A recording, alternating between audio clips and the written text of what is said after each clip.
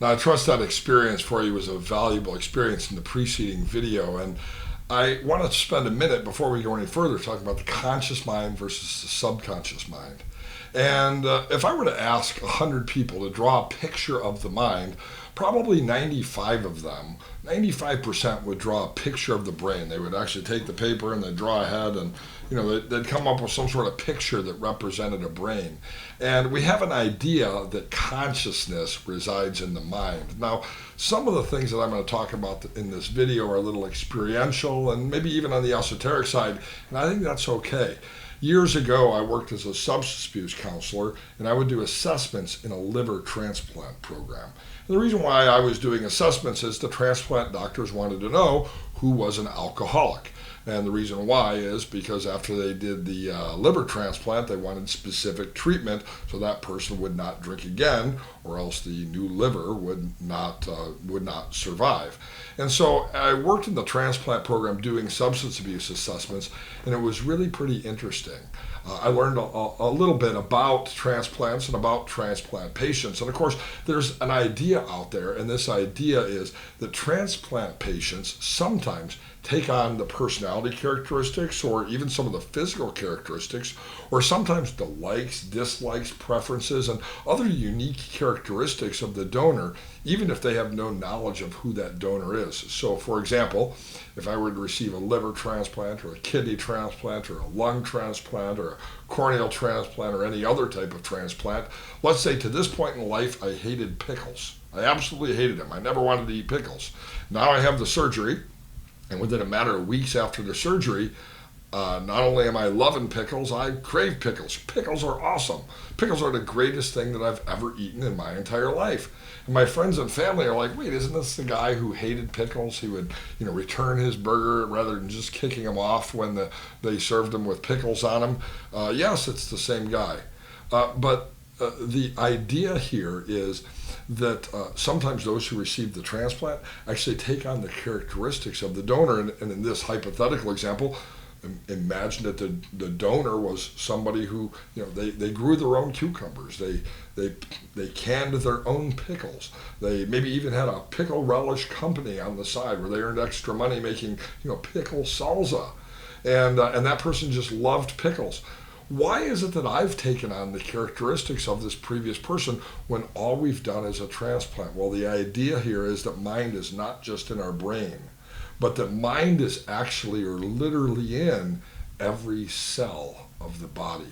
That is really a fascinating concept that I think relates to hypnosis, because it helps us to recognize that when we're doing a hypnotic process, it's not just in the head.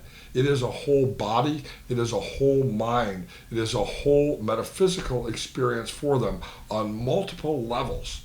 And as we go through this course, I want you to recognize that mind is not just a construct of brain activity, but really on a holistic level is a very, very deep concept. So we have the idea here in hypnosis of primarily the conscious mind and the subconscious mind.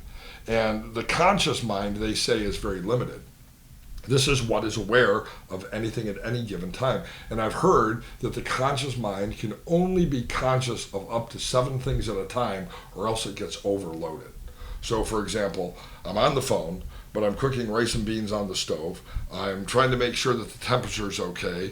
At the same time, I'm trying to keep my 5-year-old kid from grabbing the scissors, and so I have all these things going on, 7 or more things. And let's say the 8th thing is my spouse comes up and starts talking to me.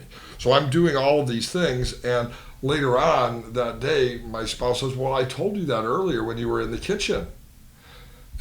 You did not tell me. Well, the reason why I don't recall it, the reason why I'm not aware of it, is because it overloaded the conscious mind. I couldn't fit that 8th thing in there, somebody talking. So the conscious mind is really real, it is very limited. But I actually think it's more limited than 7 things. I actually think the conscious mind is literally only capable of thinking of one thing at any given time. Now, it might think of multiple things real quick, so it seems like we're thinking about a lot. But I think the conscious mind is actually real limiting. Our unconscious mind is amazing. Our unconscious mind is literally that vast reservoir of all of our prior experiences. And neurochemistry, neurobiology, literally tells us that our experiences are encoded at one level or another in the neurochemistry of the mind. So let me give you an example of how powerful the mind is.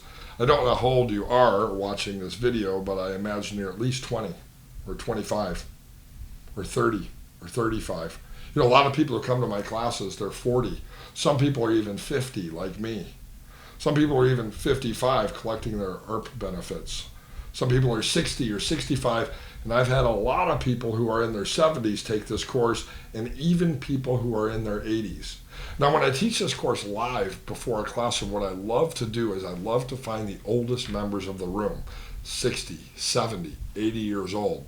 And I like to ask them this question in front of the rest of the class. And I'm going to ask you this question while you're watching this video.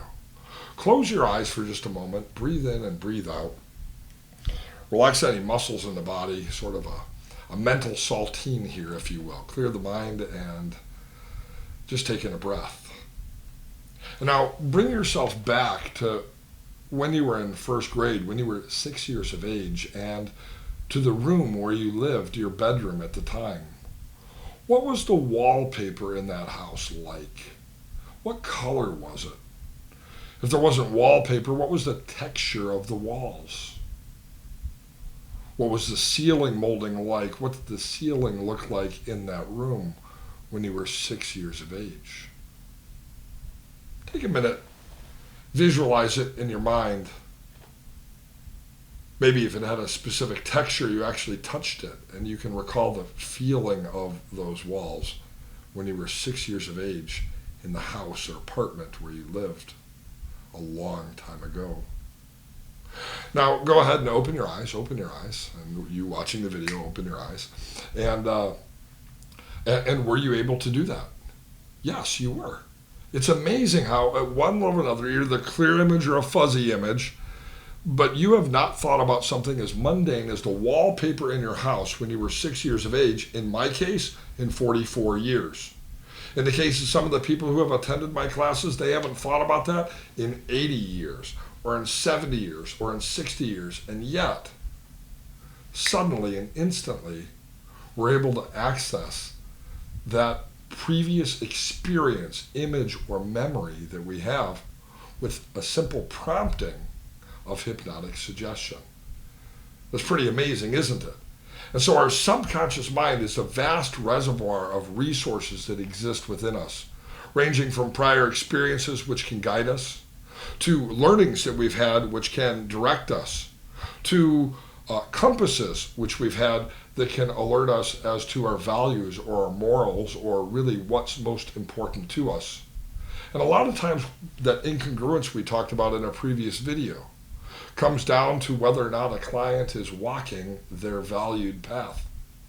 And with my clients in a hypnotic process, we're able to access those subconscious resources, that wonderful part. You can imagine an